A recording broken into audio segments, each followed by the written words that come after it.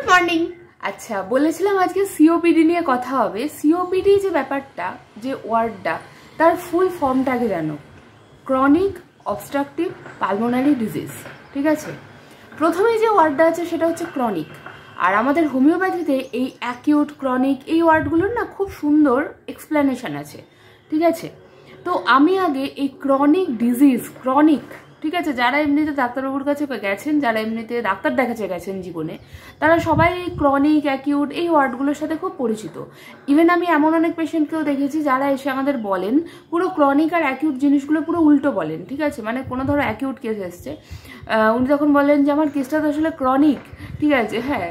তো আমার মনে হয় যারা আমার সাথে রেগুলার যোগাযোগ রাখেন, যারা অলরেডি ওষুধ খাচ্ছেন এবং যারা ভবিষ্যতে খাবে বলে ভাবছেন, ঠিক আছে, তাদের সবারই এই জিনিসটা জেনে রাখা খুব দরকার।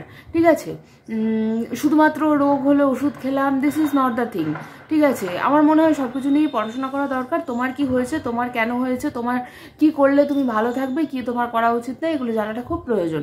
ঠিক যে কারণে ম্যানেজমেন্ট দেওয়া হয়। আচ্ছা, তো ব্যাপারটা যেটা, সেটা হচ্ছে ক্রনিক যে ওয়ার্ডটা বলছি, আমাদের যে অর্গানন বই, মানে আমাদের যে ব্যাকরণ বই, সেখানে খুব সুন্দর করে এই জিনিসগুলো দেওয়া থাকে। ঠিক আছে, তো অনেকেই বলেন যে এই বইয়ের কোনো ভ্যালু নেই, এই সেই, হাসি পায়। যাই হোক, আচ্ছা, তো ক্রনিক ডিজিজ যেটা, তার যে ডেফিনেশন, সংজ্ঞা, সেখানে কয়েকটা বাক্য আছে, মানে কয়েকটা ফ্রেজ আছে, যেগুলো সংজ্ঞাটা তো এত বড়। এই যে বইয়ের লেখার সাইজগুলো দেখো, দেখতে পাচ্ছ? আচ্ছা, আমি তার মধ্যে গাদা লিখে রেখেছি সেটা নয়, অক্ষরগুলো সাইজগুলো দেখতে পেলে এবার এইটা এই এতটা জুড়ে লেখা আছে। আমি তোমাদের এইসব তো আমি, দেখো, এটা তো কোনো এডুকেশনাল জিনিস না, এটা হচ্ছে অ্যাওয়ারনেসের জিনিস, তাই যেটা জানার, যেটুকু জানার সেটুকু জানানো হবে। আচ্ছা, কথাটা যেটা, সেটা হচ্ছে রোগটার শুরুটা হবে স্মল, অফেন ইমপারসেপ্টেবল বিগিনিং। মানে শুরুটা পেশেন্ট মানে বুঝতেই পারবেন না। এই যে আজকে বলবো না সিওপিডি যেটা বলছি, হ্যাঁ, বা ধরো আর্থ্রাইটিস, বা ধরো তার কোনো ক্রনিক স্কিনের সমস্যা, প্রথমটা শুরুতে না এমনই সেটার ক্যারেক্টারিস্টিক্স আসবে, এমনই সেটার সেই রোগটার আভাব তোমাকে দেখাবে, এমনই তার ম্যানিফেস্টেশন আসবে যে তুমি শুরুতে সেটাকে অ্যাভয়েড করে যাবে। তুমি ভাববে এই ঠিক আছে, ঠিক হয়ে যাবে। Imperceptible beginning. ঠিক আছে, আচ্ছা, তারপর আছে each in its own peculiar manner. এটার অনেক গভীরে অর্থ আছে, অত গভীরে না ঢুকলেও হবে। শোনো, যেটা ঘটনা সেটা হচ্ছে এখানে খুব important, until at length the organism is destroyed. মানে সেই অর্গানিজম, মানে সেই মানুষটা যার এই রোগটা হয়েছে, সেই মানুষটা যতদিন না সেই মানুষটার ডিস্ট্রাকশন হবে, আমৃত্যু, সেই রোগটা কিন্তু তার মধ্যে থেকে যাবে। আমরা ওষুধের মাধ্যমে সেই সাইন সিমটম, যে কোনো ব্যাধির কথা বলছি, ওষুধের মাধ্যমে সেই সাইন সিমটম যেগুলো তার অ্যাকিউট এক্সাজারবেশন অফ ক্রনিক যেগুলো হবে, সেই কষ্ট আমরা কমাতে পারি। আমরা কিন্তু তার জেনেটিক যে চেঞ্জেস, সেইগুলো আমরা, কোনো প্যাথি বলতে পারে না আমি তার জিন চেঞ্জ করে দিয়েছি। আমার বংশে আর্থ্রাইটিস আছে, আমার হাতে ব্যথা আসবেই, আমার আর্থ্রাইটিসের সমস্যা আসবেই। কারোর বংশে আছে অ্যালার্জি কোনো জিনিসে, তার পূর্বপুরুষরা, তার অ্যানসিস্ট্রিতে যারা আছেন, তারা সবাই তাতে ভুগছে, তার সেই সমস্যা আসবেই। কখনো কোনো ফর্মে, কখনো কোনোতে তার অ্যাকিউট এক্সাজারবেশন হবে, তখন তিনি ডাক্তারবাবুর কাছে যাবেন। তার সাথে তার যেটা খুব দরকার সেটা হচ্ছে অ্যান্টি মায়াজমেটিক ট্রিটমেন্ট।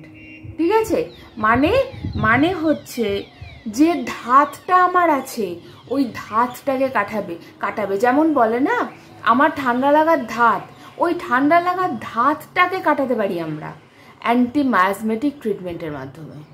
তার জন্য আমাদের কি জানার দরকার?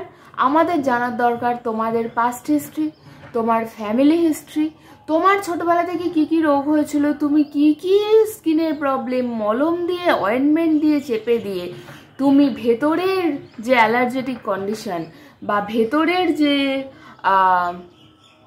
কমপ্লিকেটেড ঘটনাগুলো, সেগুলো তুমি তোমার শরীরকে দিয়ে তৈরি করিয়েছো। ঠিক আছে, এই হলো অ্যাকিউট, এই হলো ক্রনিক। ঠিক আছে, কি আছে, infection with a chronic miasm, সেই জন্যই তো অ্যান্টি মায়াজমেটিক ট্রিটমেন্টটা এতটা প্রয়োজন। এই সিওপিডিতে আর একটা কথা আমাদের অর্গাননে বলা আছে, মানে সিওপিডি বলে তো বলা নেই, গ্রামার যেমন হয় আর কি, আর একটা জায়গায় বলা আছে, আগের দিনই পড়লাম, এই যে খুললাম আর এসে গেল, সেটা হচ্ছে অবভিয়াস কজ। কিছু জিনিস আছে, আর একটা কথা মেন কথা আছে, সেটা হচ্ছে মেনটেনিং কজ। সিওপিডির মেনটেনিং কজ হচ্ছে স্মোকিং, বিড়ি, সিগারেট, চুরুট, না জানি আর কি কি নাম হয়, তামাক, মেনলি স্মোকিং আর কি। প্রথম 1 বছর, 1.5 বছর, 2 বছরের মধ্যে যদি তুমি রিভার্স করতে পারো, মানে যদি তুমি স্মোকিং বন্ধ করে দিতে পারো, পুরো কাট আউট, তুমি কম দিন ওষুধ খেয়ে বা হালকা ফুলকা ট্রিটমেন্টের মাধ্যমে সেরে যাওয়ার সম্ভাবনা তোমার আছে। কিন্তু যদি তুমি বুড়ো বয়সে, বা যদি তুমি, বেশিরভাগ জনই যারা মানে আমাদের সাথে যোগাযোগ করেন আর কি, তারা সবাই বলেন, আমি বলি কবে থেকে স্মোক করছেন, অনেকে তো আবার বলে না, লুকিয়ে যায়, আর ভাই আমি তো কিচ্ছু বুঝতে পারবো না, যাই হোক, তো কবে থেকে স্মোক করছেন, সেই কলেজে পড়তে, 11-12 পড়তে, আচ্ছা আমাদের কাছে এসেছে তো আফটার 30, আফটার 40, তখন কি আর তার আমি এক ঝটকা সব সেরে গেল সম্ভব? কি আর বলি, বই বলছে আমৃত্যু, তোমরাও না। আচ্ছা, এবার যেটা বলছিলাম মেনটেনিং কজ, তো বললাম smoking. Obvious cause, obvious cause হচ্ছে কিছু জিনিস যেগুলো পেশেন্ট পার্টি বা পেশেন্ট ভাবেন যে বললে আমার মান সম্মান নষ্ট হয়ে যাবে, বললে আমি ছোট হয়ে যাব, এটা আমার গোপন ব্যাপার, আমি বলবো না, এগুলোকে অবভিয়াস কজ বলে। ঠিক আছে, যেমন মানে যেগুলো হচ্ছে disgraceful character, of disgraceful character, কোনো অ্যাডিকশান, এই যেমন সেদিনকে ওপিডিতে, বুঝলে, আগের শনিবার, ঠিক আছে, তো আমার সামনে বসে আছেন পেশেন্ট, ঠিক আছে, আমার থেকে ছোট, আমার থেকে বছর 5-এর ছোট হবে, ঠিক আছে, ইয়াং ছেলে আমার সামনে বসে আছে। আচ্ছা, সে বলছে কাশি হচ্ছে, ঠিক আছে, আমি বললাম কি করে কাশি হলো, বললো যে ঠান্ডা লেগেছে। এবার দেখো, যদি আমি তাকেই চোখ বন্ধ করে অন্ধের মতো বিশ্বাস করি, তাহলে আমাকে তার কাশি মানে তার ঠান্ডা লাগাটাকে জাস্টিফাই করতে হবে। এবার সেই দেখো, সেও আমার থেকে ছোট মানুষ, ঠিক আছে, তারও এত গুছিয়ে মিথ্যে কথা সেও এখনো ঠিক করে বলতে শেখেনি, ঠিক আছে, মানে সে অতটা পারদর্শী নয় আর কি, ঠিক আছে, ওরম গুছিয়ে মিথ্যে কথা বলায়। তো এবার তাকে আমি বললাম যে, এবার তাকে মানে তার কথা বিশ্বাস করে আমি ঠান্ডা লাগাটায় ঢুকতে গেলাম। সে দেখছি ঠান্ডা লাগাটাও জাস্টিফাই করতে পারছে না। সামনে দাঁড়িয়ে আছি, পেশেন্টকে বসিয়েছি, আমরা সামনে দাঁড়িয়ে আছি, আমি আর আমার এক বন্ধু, ও লিখছে, আমি জিজ্ঞাসা করছি, ও জিজ্ঞাসা করছে, একসাথে হচ্ছে আর কি। তো এবার আমি তাকে হট করে জিজ্ঞাসা করলাম, স্মোক করো, স্মোক করেন? তো ওপিডি তো আর পার্সোনাল নয় যে আমি তুমি করে কথা বলবো, স্মোক করেন? না ম্যাডাম। হ্যাঁ, তার সাথে, এবং আমি বলে দিতে পারি শুধুমাত্র স্মোক না, অন্য অ্যাডিকশানও আছে, তার পেটের একটা ক্রনিক সমস্যা আছে, কিছুতেই বললো না। আর ওপিডি স্বাভাবিক, তখন আরও অনেকে থাকে না, তখন মানে ঠিক আছে চলো বললো না, আর কি করা যাবে। তো বারবার বললাম যে পেটের সমস্যাটা আমাকে খুলে বলুন, ওষুধ দিয়ে দেওয়া হবে, ঠিক আছে স্যার, ওষুধ দিয়ে দেবেন, আপনি আমাকে খুলে বলুন। সে বলে কি যে না এখন অত বলবো না, এখন আমার একটু কাশির ওষুধ দিয়ে দিন। এবার ভাবে যে হোমিওপ্যাথি, তাকে এত কিছু বলতেও হবে না, কিছুই না, আমি একটু ওপিডিতে যাব, একটু কাশির ওষুধ নিয়ে চলে আসবো। এবার ভাই, তোমার যে কজ অফ দ্য ডিজিজ, তোমার যে কাশি হওয়ার কারণ, তোমার যে কাশির কারণ, সেইটা যদি আমি পুরোটা না খুলে জানতে পারি, সেটা যদি তুমি আমাকে না বলো বাবা, তাহলে আমি কি করে তোমার সেই আসল জায়গায় ঢুকবো? ঠান্ডা লাগলে এক রকমের ওষুধ, বৃষ্টিতে ভিজলে এক রকমের ওষুধ, ঠান্ডা হাওয়া লাগলে এক রকমের ওষুধ, এসি থেকে গরমে বেরোলে এক রকমের ওষুধ, গরম থেকে এসিতে ঢুকলে এক রকমের ওষুধ, বিড়ি খেলে এক রকমের ওষুধ, তামাক টানলে, হুঁকো টানলে এক রকমের ওষুধ, বংশেই সমস্যা থাকলে আর এক রকমের ওষুধ, কোনো কিছু চেপে গিয়ে এই সমস্যা এলে আর এক রকমের ওষুধ। তুমি যদি আমাকে শুধু কাশি হচ্ছে বলে চেপে যাও, কাশিটা কোন সময় হচ্ছে, দিনের 24টা ঘন্টায় 24 রকমের ওষুধ, তুমি যদি আমাকে একটুখানি বলে থেমে যাও, কি করে হবে বলো? আমার যেমন মনে আছে, একজন বলেছিল একটা বাচ্চা, জানো তো, মানে তার হচ্ছে ওই স্টেরয়েড কেস, ঠিক আছে। এবার স্যার সবসময় বলেন যে পেশেন্টের সাথে কথা বলবি। এবার বাচ্চার গার্জেন ভাবে ও ভালো করে বলতে পারবে না, কিন্তু ওই বাচ্চাই এত সুন্দর করে বলে জানো, এপিস্ট্যাক্সিস মানে নাক দিয়ে রক্ত পড়া একটা বাচ্চা, ঠিক আছে। তো এবার বহু বছর ধরে তার, বহু বছর মানে বাচ্চার জীবনে যে কটা বছর ছিল আর কি, 5-7টা বছর, তো তার পুরো জন্ম থেকে মানে জন্মের পর থেকে তার স্টেরয়েড চলেছে, তার কনজেনিটাল প্রবলেম ছিল অ্যান্ড অল। তো এবার স্টেরয়েড চলেছে, এবার যখন সেই বাচ্চা ওই নাকের রক্ত পড়াটা কিছুতেই বন্ধ হচ্ছে না, তখন অ্যালোপ্যাথি ডাক্তারবাবু বলেছেন যে এবার আপনি একটু হোমিওপ্যাথি দেখান, ঠিক আছে। তো এবার সেই বাচ্চাটার সাথে আমি যখন কথা বলছি, প্রথমত বাচ্চার মা ভাবছে বাচ্চা কিছু বলতে পারবে না, আমি বললাম বাচ্চাকে দিন, পেশেন্টকে দিন, ঠিক আছে। এবার কি হলো, সেই বাচ্চাটা এত সুন্দর করে এপিস্ট্যাক্সিস মানে স্টেরয়েডের এফেক্টে যে এপিস্ট্যাক্সিসটা হয়, এত সুন্দর করে সেই বাচ্চাটা বলল না, মনে হলো যেন স্যার তো পড়িয়েছেন, ও আমার রিভিশনটা দিয়ে দিল, এত সুন্দর করে বলল। সেটাও গেল, খুব স্বাভাবিক ব্যাপার, সেটা তো যাবেই এত সুন্দর এক্সপ্লেনেশন থাকলে। তো যাই হোক, ওই জন্যই বলি পরিষ্কার করে বলো, ঠিক আছে। অনেকের আবার হয় যে এত বছর ধরে সেই সমস্যাটায় ভুগছেন, উনি ভুলেই যান যে এটাও আমার সমস্যা, উনি ওটাতে হ্যাবিচুয়েটেড, উনি ভাবেন এটাই আমার, এটাতে আমার মানে অস্বাভাবিক ভাবার কিছু নেই, এটাই আমার নর্মাল, ঠিক আছে। ওটাকে বলে লেসার অ্যাক্সেসরি সিমটম। আমি কেন বসে বসে অর্গানন বকে যাচ্ছি, আমি তো সিওপিডি নিয়ে বকতে শুরু করেছিলাম। আচ্ছা, হাই স্মোকার্স, হাই ফাইভ। বিড়িটা, স্মোকিংটা, সিগারেটটা একটু কম করলে এই ভিডিওটা দেখার প্রয়োজন পড়তো না। আচ্ছা, ঘটনা যেটা, আগে 7 নম্বরে ছিলে, এখন তুমি 4 নম্বরে আছো, ঠিক আছে। বিশাল উন্নতি, এত ভালো বড় রোগ ঘটিয়ে ফেলেছো বাবা, চূড়ান্ত ব্যাপার। বেশি কিছু নিয়ে বসিনি, ট্যাবটা নিয়ে বসেছি আর প্যাথোলজি বইটা নিয়ে বসেছি। ট্যাবে তো ইয়েটা আছে, মেডিসিনটা আছে, মানে মেডিসিন বইয়ের ঘটনাবলী আছে, তাই। আচ্ছা দেখো, দুটো রোগ তোমার মধ্যে একসাথে হয়ে আছে। একটা ফিজিওলজি বলো, প্যাথোলজি বলো, যাই বলো না কেন, একটা ঘটনা বলি। তোমার যে লাংস এরাম এরাম এরাম এরাম, এঁকে বোঝাতে পারলে ভালো হতো, এইরকম স্ট্রাকচার আছে, ঠিক আছে। বেলুন, ঠিক আছে, এরম একটা বেলুন, এরম একটা বেলুন, আবার এরম একটা বেলুন, এরম একটা বেলুন, এরম একটা বেলুন, এরম একটা বেলুন, ঠিক আছে। এরম এরম এরম ছিল, তো সারফেস এরিয়াটা বেশি ছিল, মাঝখানে কিছু এরিয়া ছিল, ঠিক আছে। তুমি কি করেছো, অত্যাচার করে করে তোমার এই যে সারফেস এরিয়াটা এটা কমিয়ে ফেলেছো। কি করে বলো তো, তোমার যে এই জিনিসটা ছিল আবার এই জিনিসটা ছিল না, এই যে মাঝের যে কমন ব্যাপারটা, ওইটাকে তুমি ডিস্ট্রাকশন করিয়ে ফেলেছো। তোমার এখন এই রাম এসে গেছে, তোমার মাঝের এই জিনিসটা নেই, একদম ডাইরেক্ট ইউ হয়ে গেছে। মানে ডাব্লুটাকে এইভাবে লিখলে, ছোট হাতে লিখলে যেমন হয়, সেই মাঝখানেরটা বিসর্জন দিয়ে তোমার এখন ইউ হয়ে গেছে। অসুবিধা তো হবেই।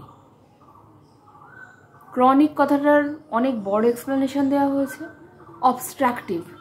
অবস্ট্রাকশন হয়ে যাচ্ছে, ফরেন পার্টিকেল ঢুকে ঢুকে ঢুকে ঢুকে, এবং সেই ফরেন পার্টিকেলের যে রিয়াকশন, তাতে তোমার শরীর তোমাকে বাঁচাতে গিয়ে মিউকাস সিক্রিশন করেছে, ফ্লেগাম সিক্রিশন করেছে। তার ফলে কি হচ্ছে, বিভিন্ন ধরনের মানে কেমিক্যাল সিক্রিশন করেছে তোমার শরীর তোমাকে বাঁচানোর জন্য। অবস্ট্রাকশন হয়ে যাচ্ছে, যে মাঝারি পাথওয়েগুলো আছে বাতাস ঢোকার জন্য, অক্সিজেন ঢোকার জন্য, ঠিক আছে, সেগুলোতে কি বলবো, রাস্তায় জ্যাম হয়ে গেছে। আর কত বাংলায় বলা যায়। স্মোক করতে শুরু করলে, বছর 1-2 মধ্যে ছেড়ে দিলে এই জিনিস তোমার আগের অবস্থায় ফিরে আসার সম্ভাবনা থাকবে অল্প ট্রিটমেন্টের পর। 40 বছর বয়সে তুমি এলে ক্লাস 11 থেকে বিড়ি খাচ্ছ, ডোন্ট এক্সপেক্ট কি 2 দিন ওষুধ খাওয়ার আমি ম্যাজিকের মতো ভালো হয়ে যাব। ডান ডান, ওকে। স্ক্রিনটা বড় করি। ঘটনাটা কি ঘটে, দুটো রোগ বললাম আগেই, একসাথে তোমার শরীরে ঘটেছে। ডান, ওকে। আগে 7 নম্বরে ছিলে, এখন 4 নম্বরে আছো। 10 মিলিয়নের বেশি মানুষ শুধুমাত্র ইউনাইটেড স্টেটের হিসেবেই বললে এখন এই রোগে ভুগছে এবং তাতে ডেথ হচ্ছে, মৃত্যু হচ্ছে। কি হয় বলো দেখিনি? কাশি হয়, শ্বাসকষ্ট হয়। ওই যে আমি তো অনেকদিন ধরে স্মোক করি, আমার না কাশি, সারা বছর একটা কাশি লেগে থাকে, জানেন তো। এই যে যারা আমার সাথে রাইট নাও যাদের সাথে আমার যোগাযোগ আছে অন্যান্য সমস্যার জন্য, তাদের মধ্যে 70 to 80% মানুষের সিওপিডি আছে। আমরা যখন সিমটম নিই, আমরা সিমটম পেয়ে যাই, কিন্তু তাকে আর আমি বড় নাম বলে বিব্রত করি না, কিন্তু ওষুধ দেওয়া থাকে, ঠিক আছে। তো এর না হলমার্ক বলে না, সোনার যেমন হলমার্ক থাকে, এই সমস্যাটারও হলমার্ক আছে। কি বলো দেখিনি, পড়ে শোনাই। দেখো, স্মল এয়ারওয়েভস, ঠিক আছে, যেগুলো দিয়ে তোমার হার্ট ঢুকছে, অক্সিজেন ঢুকবে, দিয়ে তোমার সারা শরীরটাকে চালনা করবে। Small airways may become narrowed by cells, বললাম রাস্তা জ্যাম হয়ে যাচ্ছে। মিউকাস, ওই যে বললাম শরীর মিউকাস সিক্রিশন করেছে তোমাকে বাঁচানোর জন্য, ফ্লেগাম সিক্রিশন করেছে। আচ্ছা, and fibrosis and extensive small airway destruction, ওই যে বললাম এই যে জিনিসটা ছিল, এইটা যেটা এলো ওইটা ধ্বংস হয়ে গেছে, তো এরম হয়ে গেল, এটাকে এমফাইসেমা বলে। আচ্ছা, has been demonstrated to be hallmark of COPD, এটাই হচ্ছে হলমার্ক। আচ্ছা, এবার কি হয়, ওই যে দুটো রোগ হয়, ওই জন্য বলে যে কোনো রোগটা তোমার শরীরে খুব প্রমিনেন্ট আছে, যখন যেটা প্রমিনেন্ট থাকে আর কি, যার ক্ষেত্রে যেটা প্রমিনেন্ট থাকে সেটা দিয়ে বলা হয়। আচ্ছা, এক সেকেন্ড। হ্যাঁ, তো এমফাইসেমার কথাটা বলেছিলাম, দুটো রোগ বললাম, তার মধ্যে একটা রোগ বলে দিয়েছি এমফাইসেমা। আর একটা কি রোগ আছে, সেটা হচ্ছে ক্রনিক ব্রঙ্কাইটিস। ক্রনিক ব্রঙ্কাইটিস আমরা কখন সেটা তোমার মধ্যে এই বড় রোগটা হয়েছে বলে তুমি বুঝবে, কখন সেটা ক্রনিক ব্রঙ্কাইটিস বলে এলিজিবল হবে? 3 বছর টানা, 3 বছর, দাঁড়াও পরিষ্কার বলি, 3 মাস, 2 or more consecutive years, ওই আর কি 3 বছর 3 মাস, ঠিক আছে, 3-এর বিশাল সম্পর্ক। দাঁড়াও বলছি, পারসিস্টেন্ট কাফ, থেকে যাওয়া কাফ, উইথ এক্সপেক্টোরেশন, তার সাথে কফ উঠছে, কফ উঠছে। আচ্ছা, তোমরা বলো না আমার কফ ওঠে, আমি অনেকদিন ধরে বিড়ি খাই না, অনেকদিন ধরে স্মোক করছি, তো কফ ওঠে। আচ্ছা, on most days for at least 3 months of the year for 2 or more consecutive years, 3 বছর 3 মাস, ঠিক আছে, হচ্ছে তুমি স্মোকিং চালিয়ে যাচ্ছ, তোমার সিওপিডি হয়েছে, ইয়েস, এবার ওষুধ খাও। নিজেই তো ডেকে এনেছো, আমরা থোড়ি তোমার গায়ে পড়ে ওষুধ খাওয়াচ্ছি আমার নিজের ইনকামের জন্য, তা তো নয় না। তার এই যে ক্রনিক ব্রঙ্কাইটিস, এই রোগটা যদি শুধুই ধরি আমি, তার যেটা প্রথম কজ সেটাই হচ্ছে স্মোকিং। কি বলবে তুমি? তোমার যদি সিওপিডি পর্যন্ত এগোয়নি এখনো, তোমার প্রথমে ক্রনিক ব্রঙ্কাইটিস হয়ে আছে, আর বেশি দিন নেই, সাথে এমফাইসেমা হয়ে যাবে, একবারে সিওপিডি ডাইরেক্ট। এই যে তোমার যে আরেকটা জিনিস ঘটায়, ওই ডাব্লিউর কথাটা বললাম, আরেকটা জিনিস ঘটায় তোমার না, আমরা ছোটবেলা থেকে পড়ি সিলিয়া জানো তো, ওই সিলিয়াগুলোর ডিস্ট্রাকশন ঘটিয়ে দেয়, যেগুলো তোমার, বা ওই যে সিলিয়ারি মুভমেন্ট সেগুলো হতে দেয় না, যেগুলো তোমার শরীরে আছে, তোমার শরীরকে বাঁচানোর জন্য, তোমার শরীরে যে ধুলোটা ঢুকছে সেই ধুলোটাকে বাঁচানোর জন্য, সেই ব্রাশটারই তুমি মুভমেন্ট করতে দিচ্ছ না, তাহলে কি হবে? দেখো, অনেকক্ষণ ধরে বকলাম, অনেক আমি অ্যাওয়ারনেস দেওয়ার চেষ্টা করলাম, অনেক কিছু বলার বোঝানোর চেষ্টা করলাম, অনেক ছড়িয়ে ছিটিয়েও বলে ফেললাম। তবে জেনে রেখো, তুমি আগে 7 নম্বরে ছিলে 1990 সালের হিসেব অনুযায়ী, তবে 2007-এর হিসেব অনুযায়ী তুমি 4 নম্বরে এসে গেছো। এবং আমার মনে হয় আবার যদি হিসেব করা হয়, কারণ 2007-এর পর তো অনেক বছরই হলো, এটা 2025, আমার মনে হয় তুমি আরও এগিয়ে এসেছো, তুমি আরও এগিয়ে গেছো জীবনে। কাজেই জীবনে এই ক্ষেত্রে এতটা এগোনো ভালো নয়, ঠিক আছে। তাই আমার মনে হয় স্মোকিংটা একটু কম করলে ভালো হয়। আজকে সকালবেলায় একজন, হ্যাঁ আজকে সকালবেলায় একজন আমার সাথে কথা বলছিলেন, ওনারও সিওপিডি আছে, ঠিক আছে। উনি আমাকে বললেন তাহলে আমার এখন কিসের কিসের ওষুধ চলছে। তো আমি ওনাকে আর এটা বললাম না, কারণ স্মোক করতে বারণ করার আমি তো ক্লান্ত হয়ে গেছি বলে বলে, ক্লান্ত বিধ্বস্ত। তোমরা শুনলে তো হয়েই যেত। যাই হোক, তো এই হচ্ছে ঘটনা। আমি তোমাদের বই দেখাবো, বই দেখবে? দাঁড়াও বই দেখাই। এ দেখো স্মোকিং, ঠিক আছে, এটা প্যাথোলজি বই, এটা মেডিসিন বই। হ্যাঁ, এটা হচ্ছে মেডিসিনের, মানে এর থেকে ভালো বই আর আছে বলে আমরা জানি না, ঠিক আছে। মেডিসিনের টপ বই। এই যে সিগারেট, দেখেছো কত সুন্দর করে পিডিএফটা বানানো। আচ্ছা, তো at the end of the day, at the end of the video বক্তব্য এটাই, সেটা হচ্ছে স্মোক করো না। যদি সমস্যা থাকে, যদি দেখো সমস্যা হচ্ছে, স্মোকিংয়ের পরিমাণটা আস্তে আস্তে কমিয়ে দাও এবং অ্যান্টি মায়াজমেটিক ট্রিটমেন্টের জন্য যোগাযোগ করো। রিলিফ তো হবেই, রিলিফ হওয়া উচিত, অ্যাকর্ডিং টু গ্রামার বলছে রিলিফ হবে। কিন্তু আমার মনে হয় নিজেদের এই মেনটেনিং কজটা যদি নিজেরা সরিয়ে ফেলতে পারো, তাহলে তোমার মেনটেনিং কজ মানে কি, যে তোমার রোগটাকে মেনটেন করছে, ঠিক আছে। তাহলে কি হবে, যদি তুমি মেনটেনিং যে ফ্যাক্টরটা, সেটাকে যদি তুমি সরাতে পারো, তোমারই ভালো হবে, তুমি তাড়াতাড়ি সারবে। আর তার সাথে অ্যান্টিমায়াজমেটিক ট্রিটমেন্ট অবশ্যই তোমাকে হেল্প করবে to achieve the health, the cure, ঠিক আছে। বাই।